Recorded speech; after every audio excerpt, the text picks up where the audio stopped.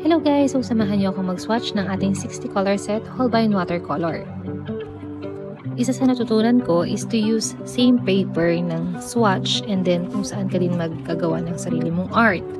Para nang sa ganun, nakikita mo kung paano naglalaro yung color doon sa mismong paper.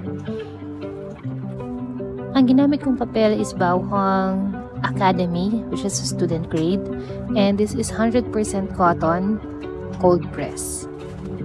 Ay, nakakapanghinayang naman, bakit mo naman ginamit yung 100% cotton para lang sa swatch? No, wag kang manghinayang kasi nga, itong mga swatches na to, ito yung gagamitin mo for your future reference. Paano ba nag-react yung watercolor dun sa mismong papel? And then makikita mo din yung kulay pag nag-dry na siya. So, mas magkakaroon ka ng visualization dun sa art na ginagawa mo. So, isa sa tanong ko nung nagbibuild ako ng aking watercolor materials, ano bang dapat unahin? Quality paper, watercolor paper, or quality paints?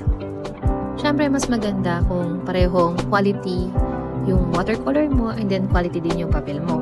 Pero syempre, dahil nga merong kailangan mong mag-invest para dun sa mga good quality materials, ano ba yung dapat mong unahin?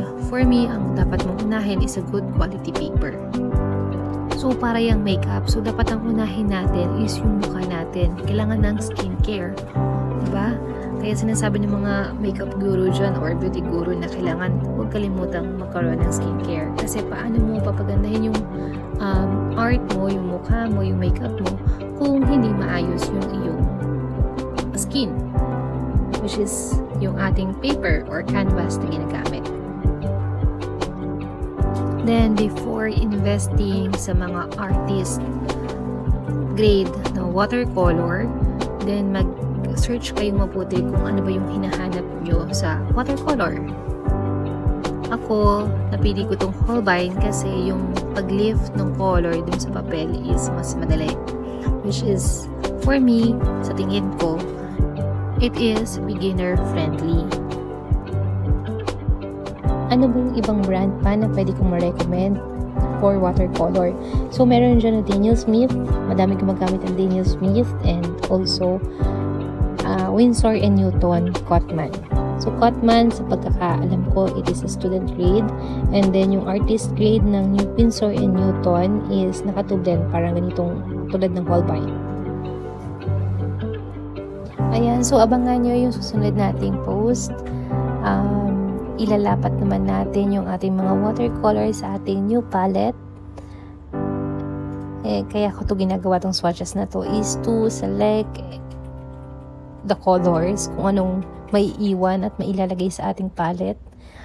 Kasi we have 60 color set and then yung ating palette is just 52 wells.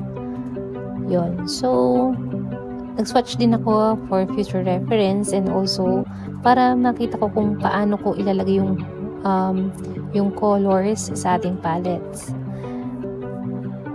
So, abangan nyo yung ating susunod na upload and syempre mag-swatch pa rin ulit tayo para magkaroon tayo ng reference and mas makilala natin yung color na ginagamit natin.